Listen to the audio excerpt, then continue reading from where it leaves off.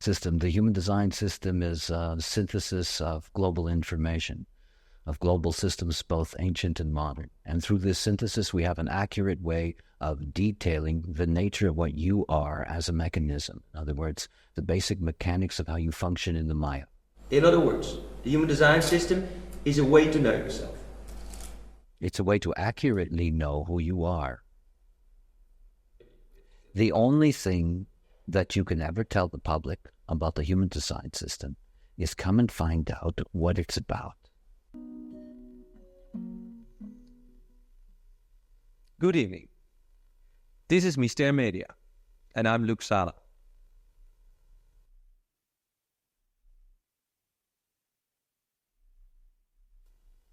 In this program, we go into the depth of the human design system.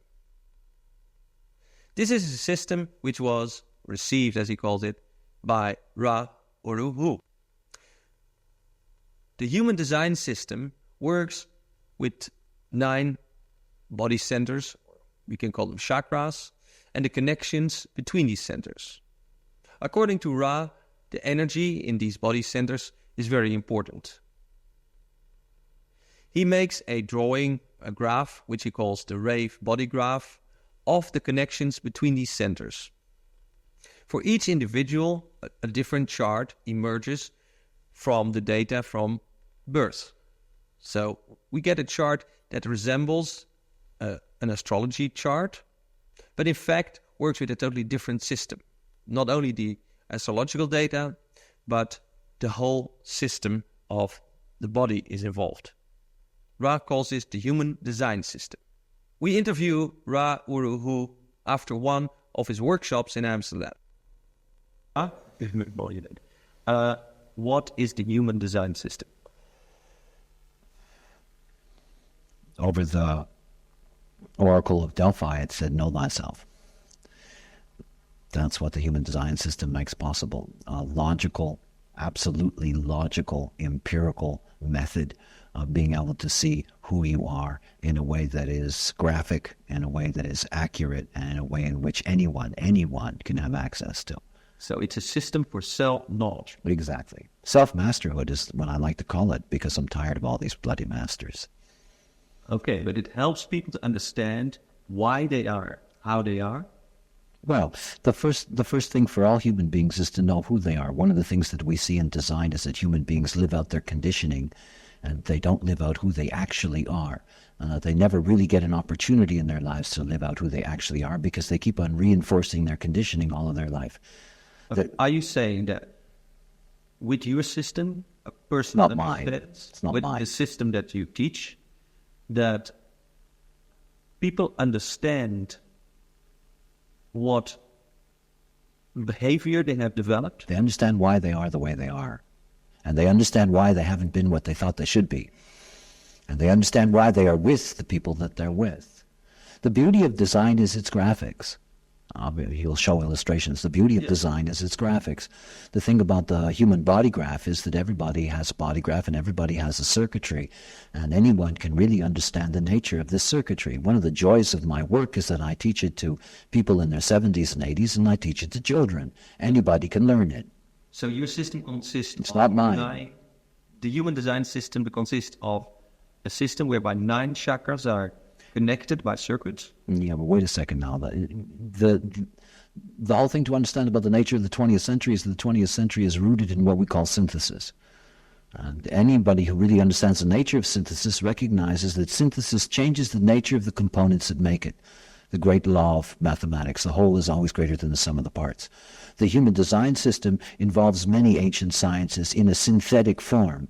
There is the I Ching, there is the chakra system, there is the Zohar Kabbalist tradition, there is astrology, there is physics, there is biology. All of these things are synthesized together in the human design system. It is not any of its parts, like the mystery of the Sphinx. The Sphinx isn't any of its parts. It's more than the sum of its parts. The human design system can really be understood through the body graph, because the body graph is the synthesis. Through that body graph, analysis at a level that's so profound is possible. And as I said, transferable. Ordinary people can understand it. Yeah, ordinary people. You know, the process that I have been through with the people that have been close to me in this over the last 9 years. One of the things that we've discovered is that the human design system, without deep financial resources on our part, the human design system has traveled all over the world, and it's traveled all over the world, and it's penetrated all over the world simply because it works. It works. People usually take the first step that they have based upon their date of birth, a body graph and schematics drawn by the computer, and then you or someone else explains them what this means in practical life. They get a reading, and this is important to understand because it's not an interpretation. That is, we've trained hundreds of analysts. We've trained over 24 teachers that operate in the world now. And one of the keys to design, one of the analysts we trained had a wonderful thing he used to say. He was an astrologer for many years. And his favorite line at the end of an astrological session was he used to tell his clients, by the way, you can go to another astrologer and get a totally different opinion. And his joy in design was that he realizes that he can't say that anymore. You can go to another design analyst and you will get exactly the same reading because the information is read. It's all written down. It's all written down. That's the beauty of this information. So there's not much room for interpretation based on the body graph. No. The only interpretation that actually takes place and what analysts are trained to do is to explain how the energy moves in the body graph. But the actual database, our genetic information, is simply something that's read. This is the beauty of design. You know, the beauty is that you get very, very clean information that is not being controlled or manipulated by somebody who's offering you that information. It's a reading. It's not a mystical experience. It's a reading, and it's a reading literally of your genetic code. A person that has had a reading, how do they feel? Is that like a revelation to them?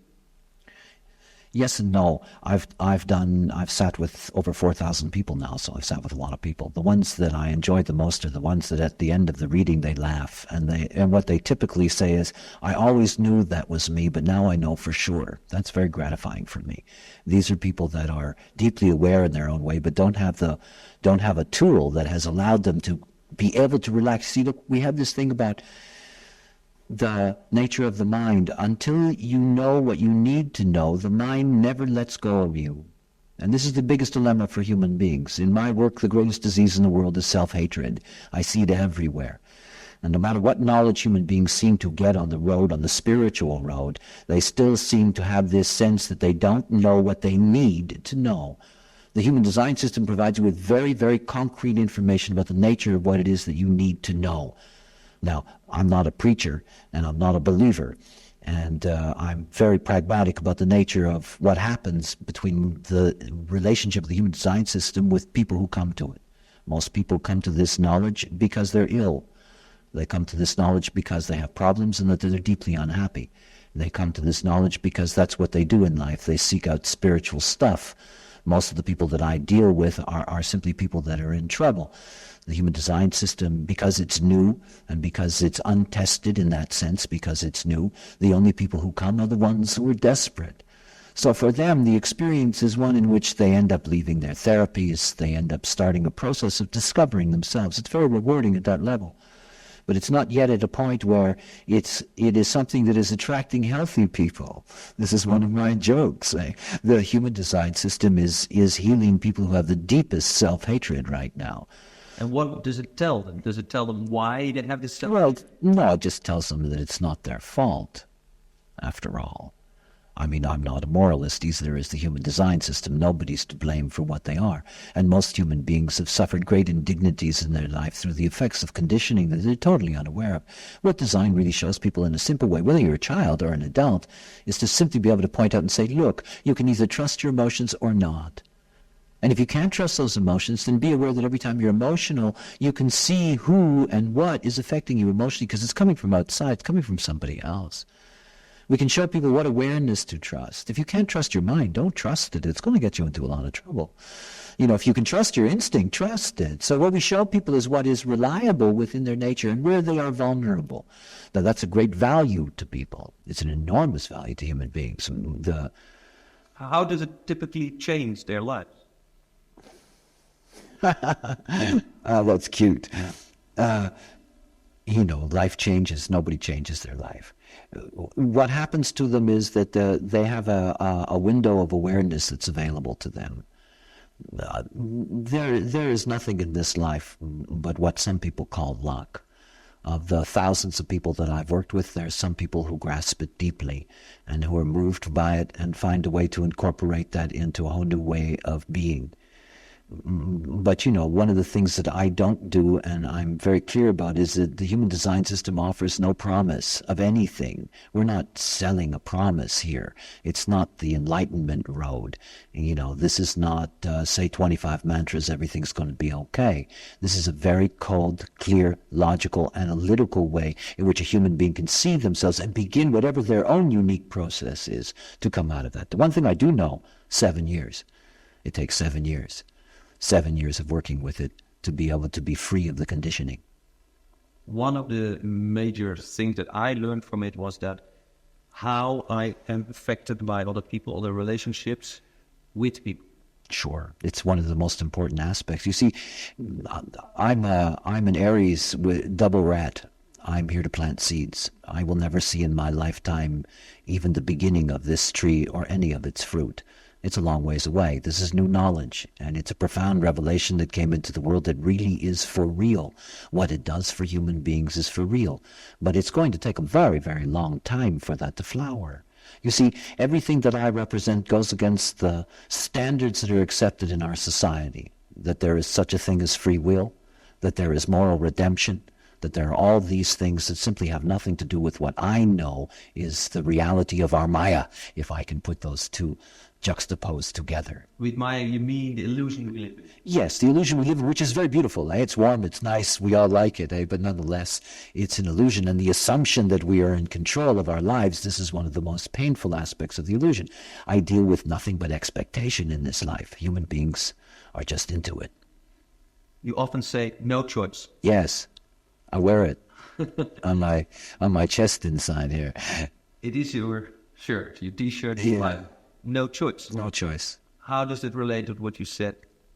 There is no free will. Okay, let me put it in a way that perhaps is easier to understand. If you're all alone, if you're totally all alone, I mean truly all alone, the only thing that you can know, what Nisargadatta knew, is that you can know I am. That's truly all you can know if you're alone. You can know I am.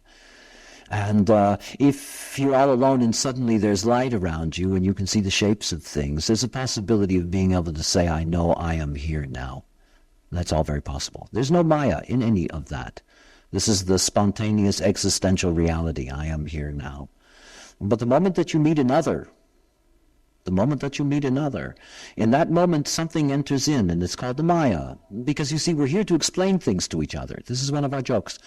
And in order to explain things to each other, we need to have words. And the moment we have words, we have reasons. So I say, I am here now, and you say why, and I say because. And I say because of this and because of that. Now that's the Maya. And that's when you say mutual projections and games happen. They just happen. Everything happens.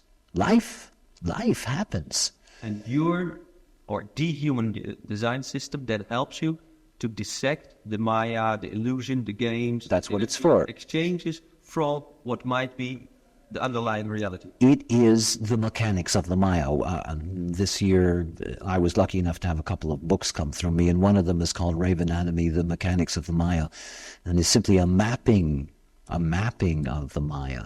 The bodygraph, the human design bodygraph, the Rave bodygraph is an international symbol that one day will act as a language. I have students from all over the world, and we can all stand together and look at a bodygraph on a wall, and we can all speak that language without ever having to say a word to each other. We all have a common language to work with. That's the future. You see, human beings are going to ultimately have to find the best way to organize each other and come together. In the work that I do with corporations, one of the most fantastic things is you can really see how you can maximize potential at any level simply by bringing the right people together.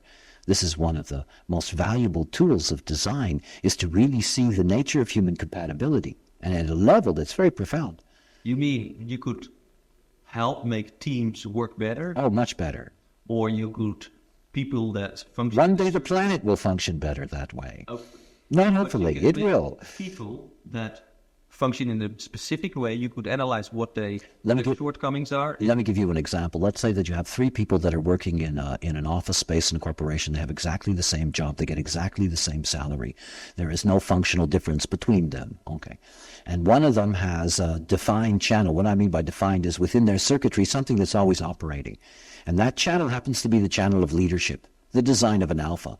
So by their very nature, they need to exert their influence. It's not their fault. It's not like there's something wrong with them. It's not like they want to be the boss or they have to be the boss. They just happen to be the boss.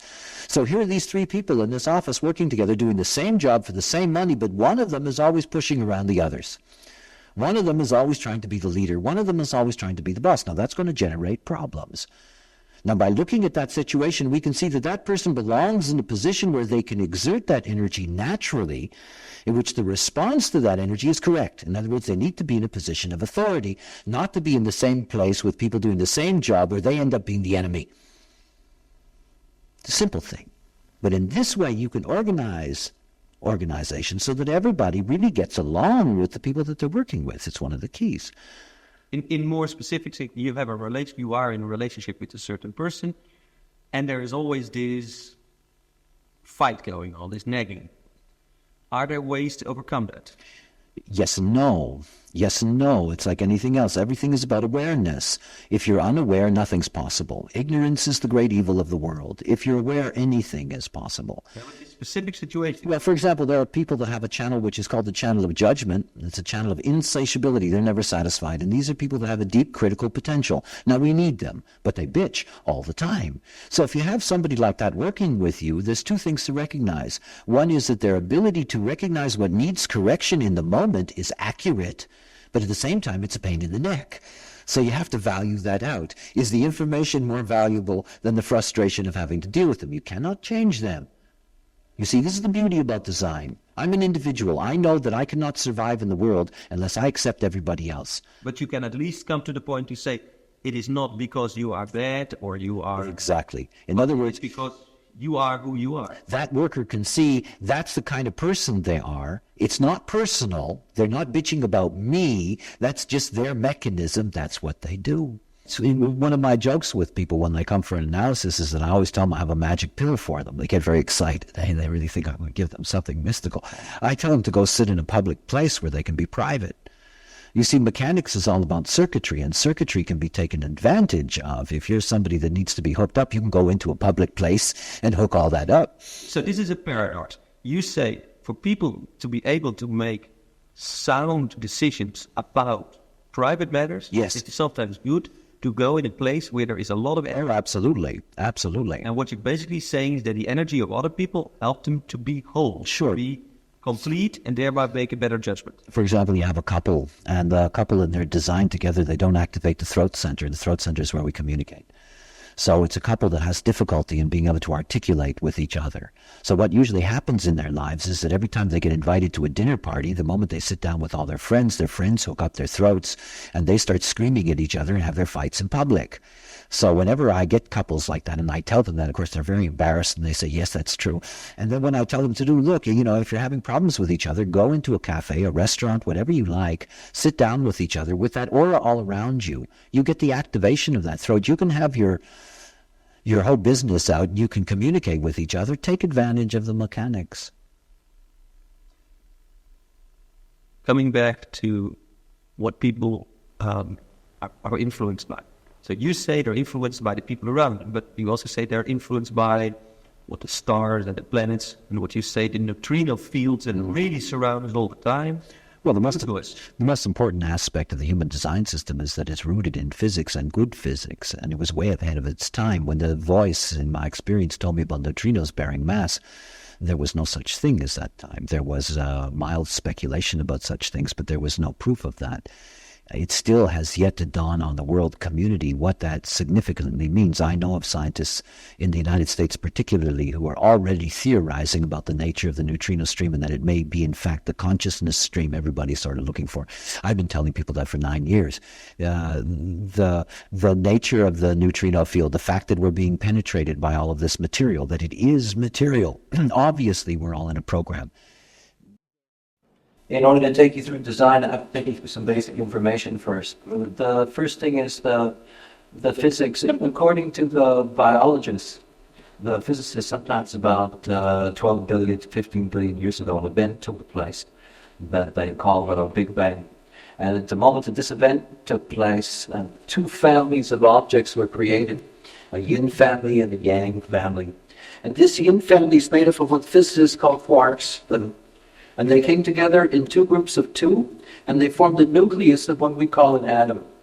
And on the other side, the energy side, was this family called the leptons. And there were 6 of these, 3 kinds that are electrons and 3 kinds that are neutrinos. Most people know the electron. The electron came together with the neutron and the proton, and it formed the atom. That you can imagine the birds, the bees, trees, you and me, were all atomic in nature. There's a joke in all that. That is the mass of the universe, 10% of everything you can imagine, all stars, all galaxies.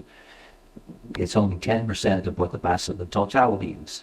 90% of the material, you can personally call it dark material, up until very recently was something that they had no information about.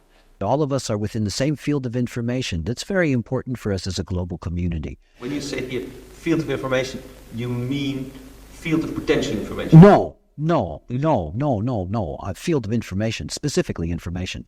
What did Joni Mitchell sing at Woodstock? We are stardust. Every single one of the stars in the sky, and the sun is the closest one to us. The sun is giving us 70% of our neutrino information. In a very holographic view of the universe, you say in each of us and in each neutrino, the whole information of the whole universe is contained. In 1987, there was a supernova, the first one that was visual with the naked eye in modern recorded history. It was seen first in Chile. It was called 1987A.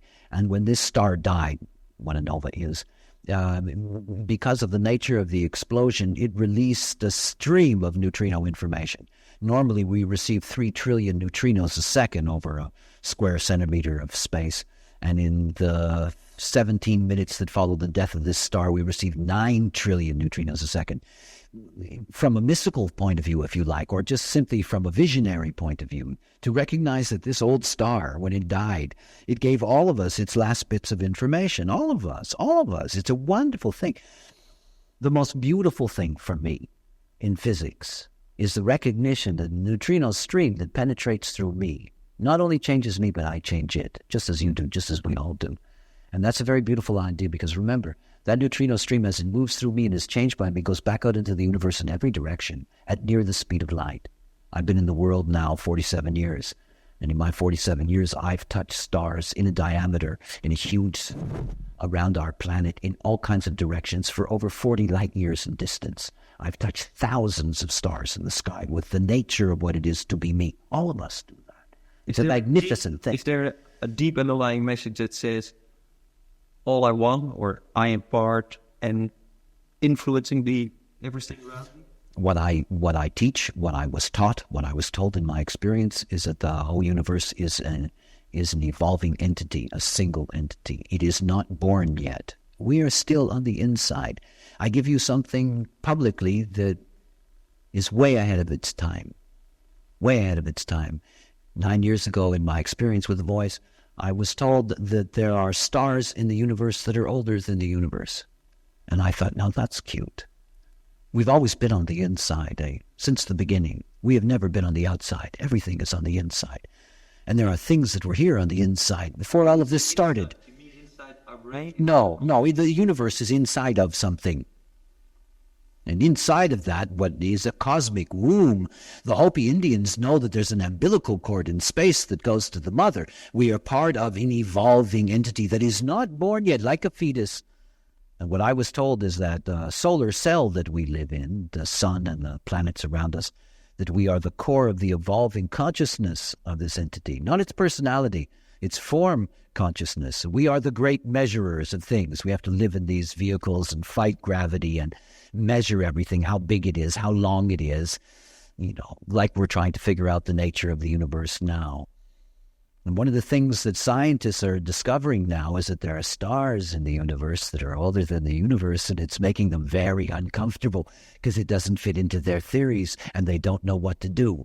And they're going to discover, just as I was 8 years ahead of them, that neutrinos have mass, they're also going to discover that, yes, indeed, there are stars in the universe that are older than the universe. And please understand what that will mean. That will change the cosmology of the way in which we look at the universe. We are inside evolving. We do not know the outside. Think of the child inside of the womb of its mother. It does not know what made it. I do not know the name of God. It does not know who made it. It does not know what world it belongs to. We do not know. We do not know what we are. Humanity is deeply, deeply ignorant. What worked for me was that if I had to go out into the world and tell people that a voice talked to me and here's my authority comes from the voice, I would never, ever, ever, ever, ever do that. Human design system is logical. And from the beginning, I've told every audience I've ever talked to, don't believe me, don't trust me, see it for yourself. This is self-knowledge. It has nothing in the end to do with the nature of whether I'm good at it or not good at it, or the right person or the wrong person, or a holy man or whatever. So the human design system is simple enough for a person after he has got some knowledge about it to tell about himself and how he is influenced by people around him and by stars and the planets. The most important thing is that a human being gets to see what they can rely on and where they're conditioned. This is the most important thing in life. This is the basic duality of a human being. What you can rely on, you've never relied on in your life. What you can't trust, you've been trying to trust all your life. This is the joke. So what we do with people is we say to them, now look, please understand, what you've been trusting has never been you. What you've been ignoring has always been you. Try to trust what's really you and see what happens.